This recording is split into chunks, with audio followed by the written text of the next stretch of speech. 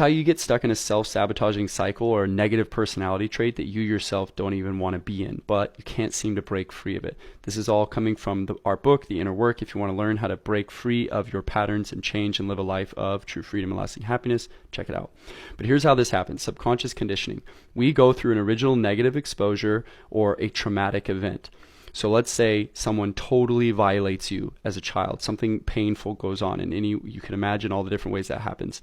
What this does is it forms a blueprint for expectation, as in, this must be what I deserve, or this must be what I'm worthy of. This must be what life is going to be like for me.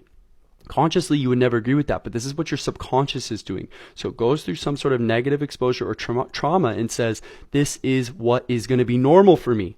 Of course, that's so not true, but this then leads us to form an identity out of this. Your subconscious is doing all this without you knowing it. So it goes through the trauma and it forms an identity and a belief about us. Okay, and this creates our habits and our personality. So maybe you become reserved, you become shy, you have low self-esteem because of the trauma imprints on you that that's what you're worthy of. None of that's true though, of course. This then creates a validation feedback loop. You start finding proof of how, yep, see, this is just what's always going to happen to me. I must be unworthy of love. I must be unworthy of love. And it keeps us stuck in this cycle. However, there is a way out.